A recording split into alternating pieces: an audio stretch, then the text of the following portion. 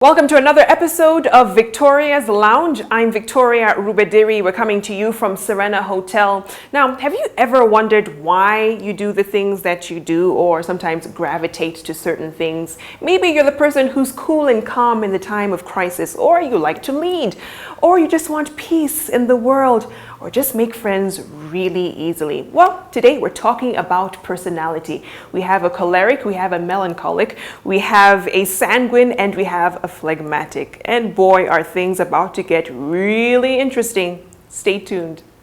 All right, I'm so excited to get this going. I feel like I'm talking to so many personalities. This is the personality show. And Kimadi, you're our choleric. Yes. What do you like most about your personality type? Task-oriented, so many times a checklist, either in writing or in your mind, and that satisfaction. I was going over some notes I'd done about 2 months ago about things I needed to do and just looking at it and saying, oh, I'm done with all of these tasks, and that is reassuring that my existence has some meaning within this context. Also, I think the thing about that people joke about cholerics are very self-driven, so you don't need an alarm clock. A sense of responsibility wakes you up at 4:30 a.m. I mean, just lightly. It's like get up and go. Yeah, just get up and go and that kind of thing. So I think those are some of the things that I do enjoy. But obviously, there are weaknesses and challenges here and there. Which we'll definitely delve into. Olive, you are melancholic. Yes. So what do you like most about I think the thing I love the most is the reflection. I like to really spend time analyzing, looking at events and people and seeing how things connect. That's something that I really enjoy, and I think that's a very strong suit of melancholics. They're very observant, and they tend to see the patterns or the currents that drive things underneath. They don't really like to sit on the surface. They like to see what's happening underneath, and they tend to be kind of introverted. So that's, I think I love that the most. I feel like it makes life meaningful. Yefesi, you're our phlegmatic, though we've been arguing behind the scenes as to whether that is. But anyway, what do you like most about your personality? Well, for those who don't believe it, yes, I am phlegmatic, thank you. That's what you think. But I think the thing I like the most is I love peace. Why the conflict? Can't we just get along, be nice to each other and everything? I like that, and I just like observing people from a distance before I speak. So you guys go first. Kobe, yes, ma'am. Take the floor. Our sanguine, bright red, like you're ready to charge. Yeah, I know why you picked me for this, Vicky, because I'm loud in the office. Yes. That's why. They're like sanguine Kobe. You know what? I love the adventure and the fun. For me, that's what life really is about. We're going to have lists. We're going to look at the backstory, we're going to be peaceful. And so can we just have a little bit of fun while we're doing all of that? Let's be random sometimes. And I like the spontaneity that comes with all of it. Is that one day you're doing this and the next curveball takes you into a completely different adventure. And I enjoy that part of being a sanguine. Carol, you're our personality coach. I don't know if you want to divulge which personalities you are. I've heard people talk about mel and phlegs and sanguines and cholerics. And the program that we run actually uses colors because we find colors are much easier to remember. And and kind of self-explanatory. So, and we talk about leading with a certain energy because everybody is all four energies. So all of us have some phleg, all of us have some sanguine, all of us have choleric, and all of us some mel. So to be consistent with the language, I lead with sanguine and phleg. In the color energies, that's sunshine yellow and earth green. So when he talks about peace and awe, that's the earth green. When she talks about bringing life to the room, that's sunshine yellow. When she talks about the need to go deep, there's the cool blue. And when he talks about getting things self-driven, fiery red. Thank you. Thank you. And he's wearing perfect color. Yes, he is, exactly. Get with the program. Let's rehearse. Kimani, you had mentioned that, this is something that's been there for, you were saying, centuries, literally. But we're just kind of now aware of it and accepting this whole identification of personalities and identifying with it. So for you, had you accepted that, or were you told this is who you are and you had to kind of fall in? How did it work out? To be honest, Victoria, it's something that even now I'm more 100% sure. I mean, people say, yes, you're choleric, but I do know that there is a very outdoorsy person who is out there. So I do have some level of sanguineness, so to speak.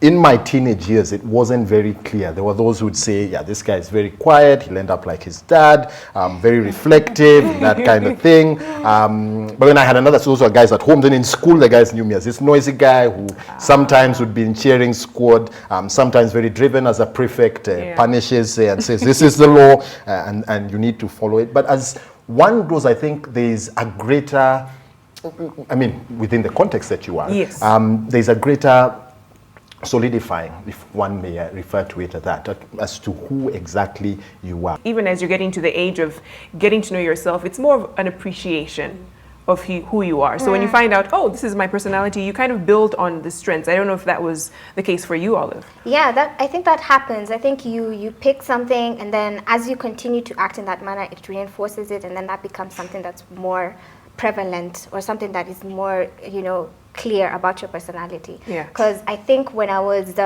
growing up, I was kind of the sanguine of the family. I'm the last born, only girl. So everyone expects you to be like the one who brings the joy and cheer into the room and whatever.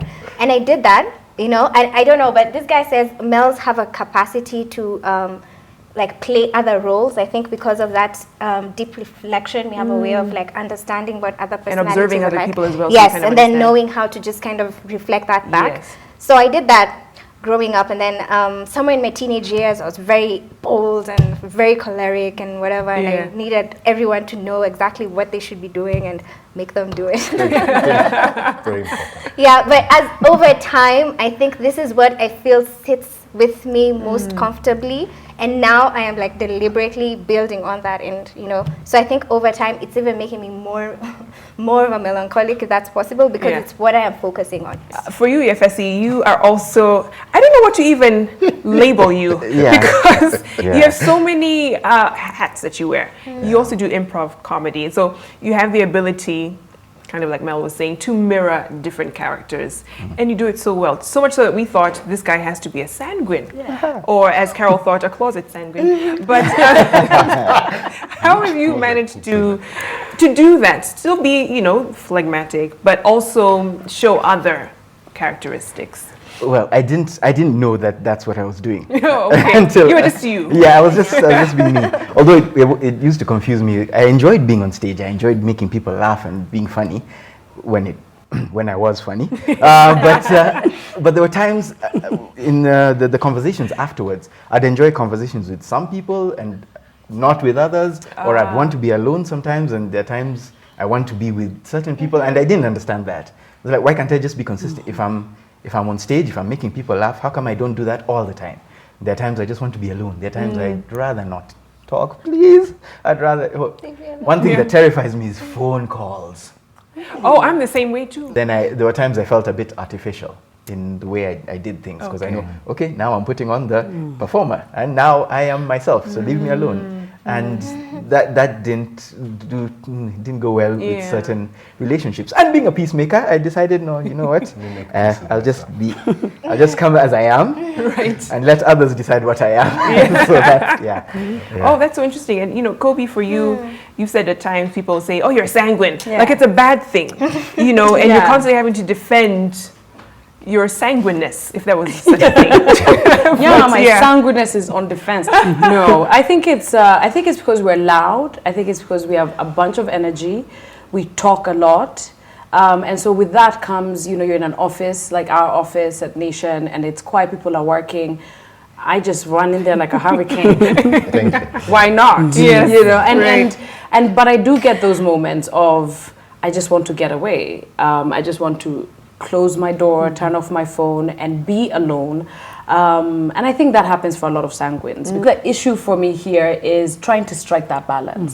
Because we don't want to be loud and adventurous and fun all the time, because it comes with a lot of expectation and pressure. Right? So if you are the life of the party, if you're just feeling down, people and always you don't want to, you know, then there's that pressure for you to perform, for you to show up and just be loud and proud. But you don't want to most of the time. You just want to be yourself and be accepted rather than it's a sanguine. She has to perform. You know? I don't know.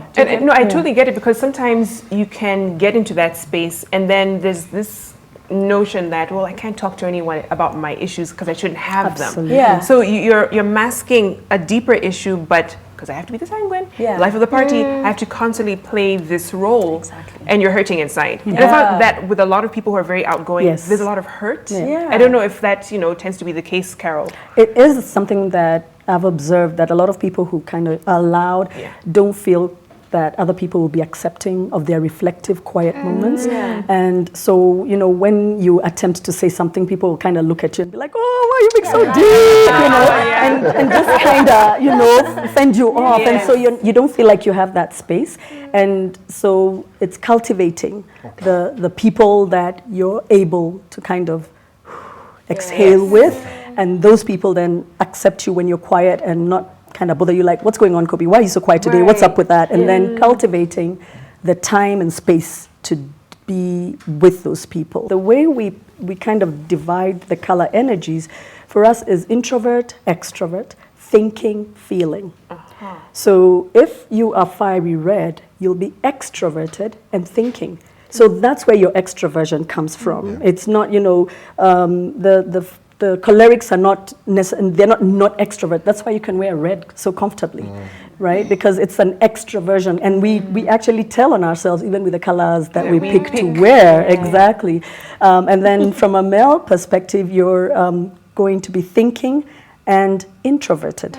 So you have that in common in terms of you might still have that focus thing that will be going on. And then we have feeling and introverted for the flags, and feeling and extroverted for the sanguines. So that's really where you find the margins, and so that you can be really close to, and that's what he struggled with, because I've struggled with that. I know exactly what you're talking about. It took me a long time to come to terms with the fact that I was really 50% introverted and 50% extroverted, and people never get it because they want you to be one way. What do you say to someone, because at times I guess growing up during my adolescence, hated being a flag. I was more of a flag in a male, because you felt like you're so disregarded. People don't really want to hear what you have to say. It's always about the people who are the life of the party. So you felt, oh gosh, I'm not that person. And you tried to be, but of course, naturally you can't, and for me, I was voted the quietest girl in my high school class. Yes. So even like the profession I'm in, I shouldn't be naturally, according to my personality. But what do you tell someone who they cannot stand what comes naturally to them, but to build on the strengths of what works to now become a better person and interact better with people? And that's exactly what you tell them, is you look at your strengths, and one of the things that is really important about our personalities is when you accept it, then you stop working your weaknesses. Because the culture, especially in the workplace, is for somebody to tell you you're terrible at report writing, you need to improve on how you write your reports. Now, I may never ever get to be a good report writer. I'll just probably work that muscle and be mediocre at it. And so there are certain places where we say, don't try. What is your strength? Pull that up, because as you're focusing on trying to be a good report writer, you're no longer building the muscle of what you're really good at. And so there's a quote that we like to say, focus on your strengths until your weaknesses become irrelevant.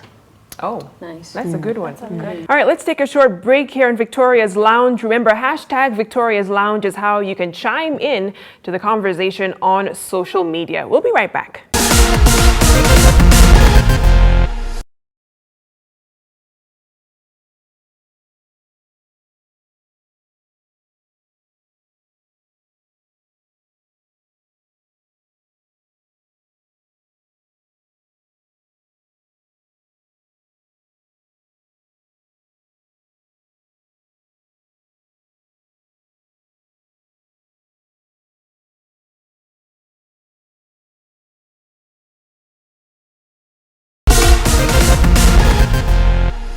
All right, welcome back. You're watching Victoria's Lounge. We're talking all about personality.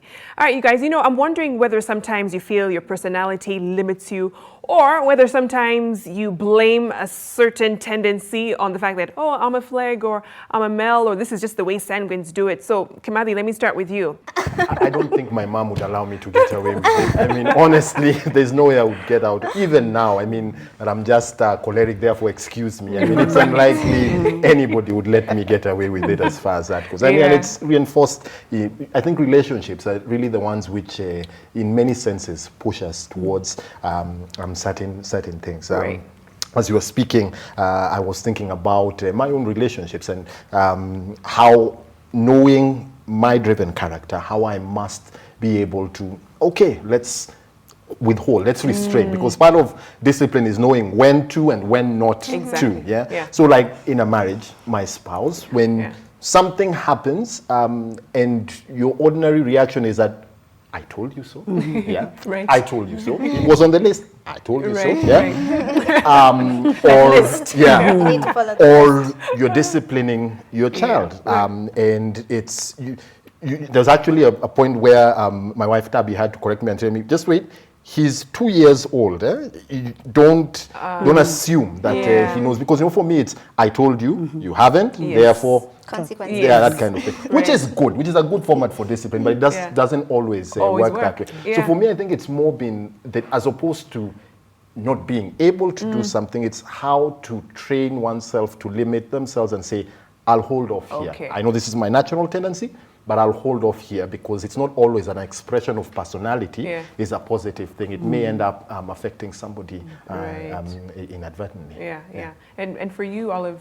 Wow. For me, I would say it's perfectionism. I think that's like one thing that melancholics have a hard time with, because we want everything to be just right. I have looked at this situation from every angle, 360 degrees, so I know, okay, now, so what do we do? Then you end up with like analysis paralysis. You're like, okay, so now how do I move on from here? Now I know like 50 different things about this one situation. Right.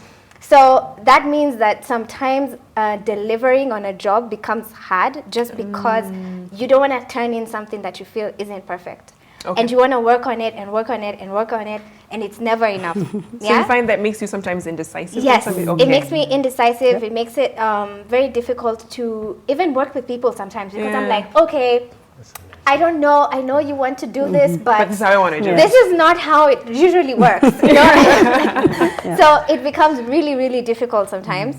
Another thing would be we're very artistic, and everything has to have meaning and has to be imbued with like a sense of spirituality.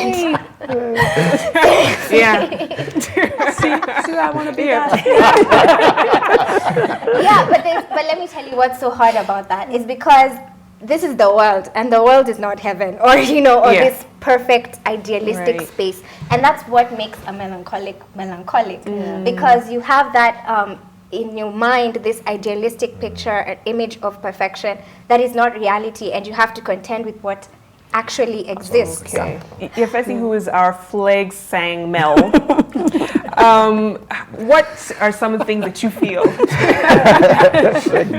I mean, in some circles, some people might consider me an opinion leader. In some circles, very, very small circles, like little bubbles, not even circles. But it's okay.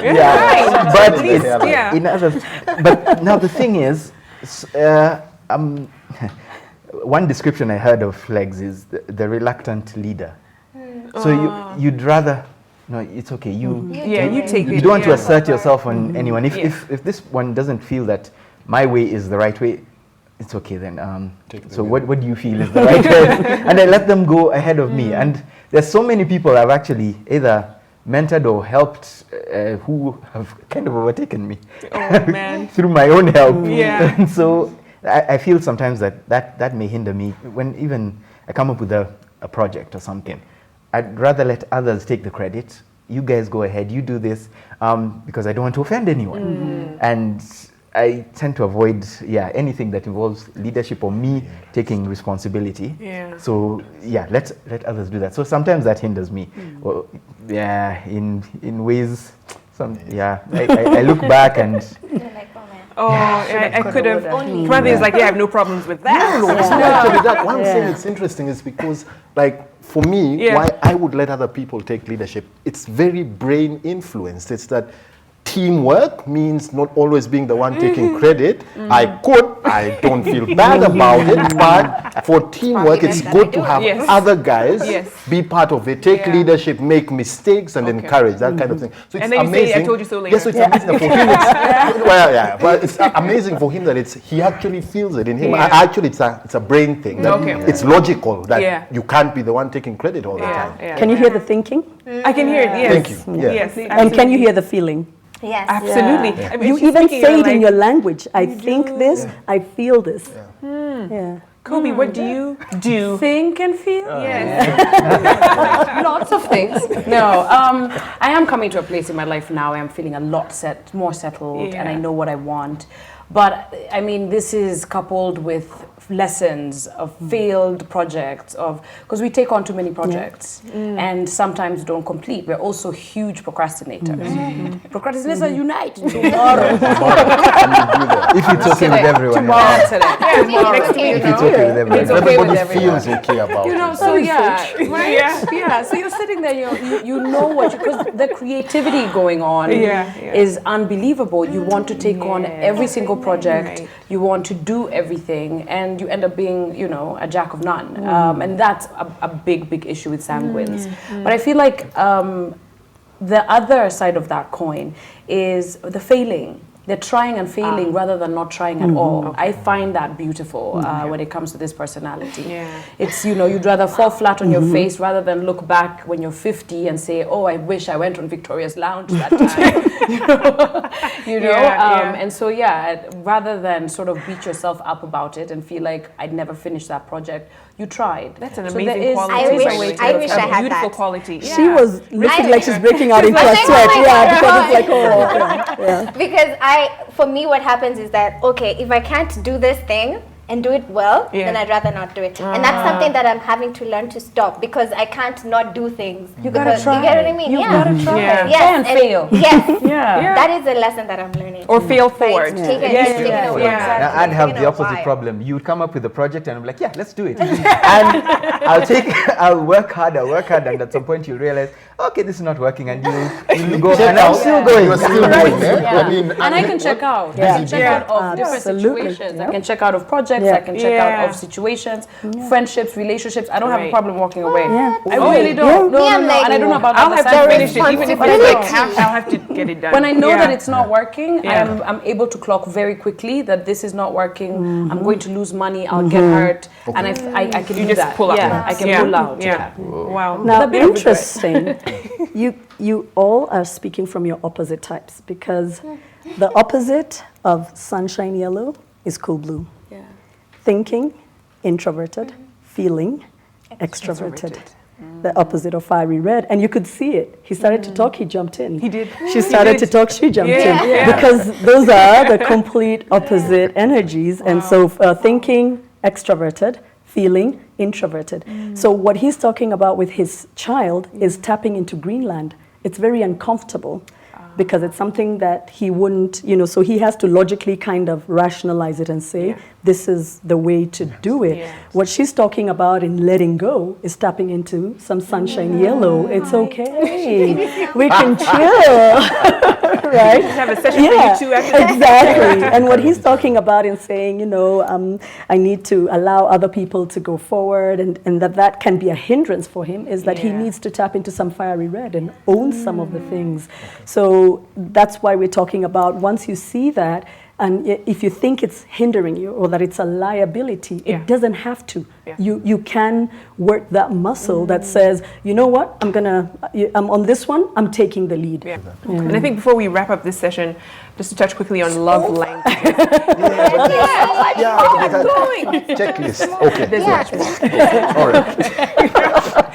But the love languages, because a lot of times, now I guess this pertains more to, not just love relationships, but, mother-daughter or father-son, just any relationship that you do have. What do you kind of gravitate to, or what works for you? Because let me just go through them. Words of affirmation. There's quality time, receiving gifts, acts of service, and then physical touch. So for you, Kimali, where do you feel yeah, this is more my area. Oh man, it's hard. It's really hard because I think I don't know which part of this is, but somehow maybe affirmation, but not too frequent affirmation. I think you don't need it all the time to be able to. Yeah. So I think that for me is it. But in terms of expressing to others, certainly acts of service. Acts of service, Absolutely. Yeah. Wow. Okay, Olive. For me, I think words of affirmation and quality time. Yeah, as in we need to actually meet and hang out and talk and whatever, and that for me is what I feel is love. Because I'm the same way. I like quality time. Yes. And mine is giving acts of service. And though you're an introvert, you still like the time with people, which I find so funny. Because yes, I like my alone time, but I love to be around family and friends, which is very interesting. But I don't know. Yafesi, what yours would be? I'm trying to think about that as well. One thing I do know that I kind of shy away from is acts of service. Okay. Like you come to your house, would you like something to drink? Is it ready, or are you going to start preparing things? Should I come and help you, or I don't want you to go to too much trouble just because of me. Exactly. So I'll shy away from acts of service, but I like gifts. I don't know why. I don't know if it has anything to do with anything, but I really like gifts. Yeah. And Kobe, what about you? I like a whole list. The whole But I'll tell you something that's interesting about extroverts and sanguines is they like gifts, they like words of affirmation, quality time, affection, all of it. But here's the thing, it's based on the fact that they give it. So I give gifts to a lot of my friends. I'm a very affectionate person. I affirm the people in my life. And what ends up happening with that is the disappointment. Because what will happen is you are always giving gifts and then you don't get gifts. So then you start to ask yourself the question of, what was my intention in giving this gift, in telling this person they're doing a great job? So I've decided to streamline it into acts of service. For me, the gifts, no. Because even flowers, I'll leave them in the lobby. I'll pick them as I'm leaving to go to the car. Because you don't want, because people have questions, who are those from? You know, I just don't want to kind of get into the whole thing. But for me, it's like, I'm not really into that kind of thing, you know. Or even physical touch. My mom told me as a baby, I hated to be held. Really? Oh my gosh. Seriously? It's like it started from that. Yes, like you did But not that's a want to male be. thing, no? Yeah? That's a male thing because really? males tend to like some space. They don't like you kind of like all over. Yeah. So, you know, one of the cautions we make for sanguines is please don't hug males unexpectedly. Kind of prepare. Yes, and it's like, oh my gosh, he's hugging me again. You know, it's the thing that sanguines need to kind of pull back a little bit because they tend to kind of go in. Again, I'm always very reluctant to kind of pigeonhole everybody because you want me time. You just want it in a certain way. Yeah, you want quality time, but you want it in a certain way. You may want gifts. But what kind of gifts do you want? You want to be appreciated. How do you want to be appreciated? So all of us will probably pick one of those and really if you had enough time to reflect on it, you would find, yes, I do appreciate each one of those love languages. It's the how of it that it doesn't go across the board and sometimes can cause friction. You know, when somebody says, but I bought you a gift, you said you wanted a gift. And it's like, but what is this? You bought me an expensive phone, because that's what a fiery red will do. And, you know, Flag would be like, if you had just bought me a meal, you know, bought me a little thing, I would have been okay, you know. So it's in the hows of it that you'll find the challenges. And I think the lesson is, and I heard someone say this, treat people the way they want to be treated. Absolutely. Not how you want to be treated. And it makes total sense. We call that the platinum rule, because the golden rule is treat me as I want to be, as I would have done, but the platinum rule is as they would have done unto them. So you need to get to know different people and then give them that which they want. Wow. The next segment of Victoria's Lounge, we're going to have a little task. You'll see what I'm talking about when we come back. All right, welcome back. You're watching Victoria's Lounge. We're talking personalities. Now, this is probably the funnest part of the show. And Carol will take us through the activity that we're about to go through. Okay, so you're planning a party. You've got 5 minutes. If we finish in less than 5 minutes, that's great.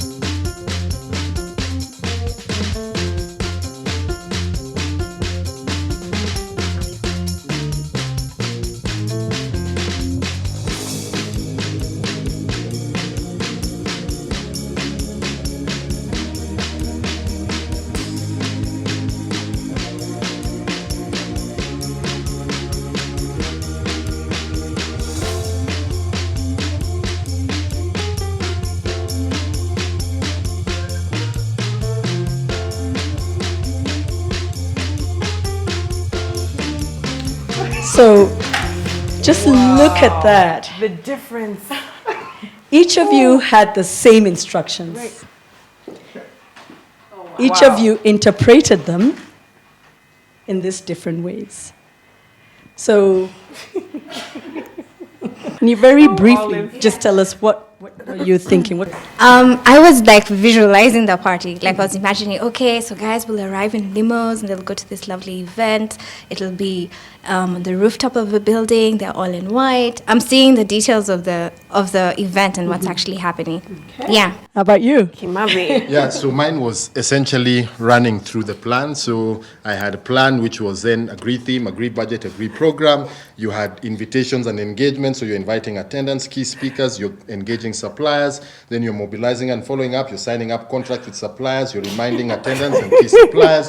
Then actual event, you do a dry run the day before, you have backup plans just in case there's something that falls apart. Then you just do the day management, the actual minute-to-minute management. So, yeah. How about you? Okay, I just tried to get everyone on the same page so that we reduce the amount of back and forth. So, because everyone knows their roles. So this was what the final event actually looks like. This is the venue, it's an auditorium. I thought of cocktail tables rather than seating because that will increase the amount of people that you can accommodate while also allowing for flexibility. In case people want to dance, you can move the tables and have a dance floor. There's a stage with a podium in case there's speeches, but there's a band and everything. There'll be entertainment, performances. There's buffet and more buffet, so plenty of food. On this side, since we've had a great year, there's memorabilia, like memories of the year or milestones and achievements. This is the entrance. When everyone is walking in, you can take photos or selfies or whatever. There's an area for that. Then now, yeah, everyone is on the same page. This is what it looks like. And this is a fabulous invitation. And it's an exclusive invitation to celebrate Nation Media Group. What does this read? Nation, N-A-T-I-O-N. Okay. Nation. This is a more artistic. Artistic, yeah. Okay. So you're cordially invited to party till the sun comes up on this yacht. The yacht, okay? And you can see these are already people who are there. So be there or be square. And you can see ocean. Okay, so it's obviously by the beach. Venue, Pwani. For NTV's greatness, yay, Victoria. Time 6 to 6. Be there. Simple and nice. So you see, she's driven by the detail of it. People are going to be wearing white. The decor is going to be, they are going to arrive in this. He is driven by, let's get this thing moving. What is going to ensure it's a success? 1, 2, 3, 4, let's plan it, let's order it. Let's make sure nothing is left to chance. We even have dry run, backup plans, all those. There's plan A, plan B. And then we have and you can see the feeling, people, right? How they even present it is very different from those with a thinking preference. His whole plan is driven by people. It's all about consideration. It's about, we're going to have a buffet so everybody can eat what they want. There's going to be some memorabilia. People are going to get, the layout is so that we can fit more people. So everything about it is about what will people need, while his is about how do we make this a success by making sure we have everything that we need. And what are the details that will be, how will they arrive, etc. And she's, always the person who's kind of open. Let's go to the ocean. No budget, no nothing. Let's just get there, right? Let's focus on how beautiful and creative. Yes, all this. No. So the key thing is no personality is better than the other. We all need each other because when we bring all of us together, we have amazing outcomes and amazing results. The default is to always say, they're different from me, and so I don't want to hang out with them. You're too focused and serious, and you're too general, and what's with all the partying? Where's the detail? That's our default as people. But the late Stephen Covey says, our mindset, especially in the workplace and with other relationships, should be, you see things differently. Great, I want to hang out with you. I like that a lot. Are there certain personalities that lend themselves better to certain professions without saying generally, because none of us is wholly sanguine? Absolutely. We avoid that kind, and some personality testing will do that. You know, if you take like the Myers-Briggs for career planning, they will map you out and then say, this is the list of careers that you can get into, but there's like 50 of them. You know, you could be a bus driver to accountant, you know, for Cool Blue Energy. So we tend to work with, okay, you're here. This is your space. What can you bring in? Either you personally can bring in some sunshine yellow into your plan, or you can bring in a team member who will help you bring that that energy into it. Yeah. Oh, great. Exactly. And I think Well on said. that note, we have to bring this to a close. Yeah. Hey, we can go to the yacht after this, right? Shall we go to the party? No budget. Oh, we have no budget yet. That's just too much. Thank you so much, Olive, Kimathi, Yafesi, Kobe. Thank you so much, and Carol as well. This has been awesome. I've learned so much about myself and other people as well. And I hope it just yields to better relationships, better careers, and better individuals. Thank you, Vicky. Thank you so much. Thanks for watching Victoria's Lounge. Thank you to Savannah Hotel for hosting us. I leave you now with Ricky. Have a wonderful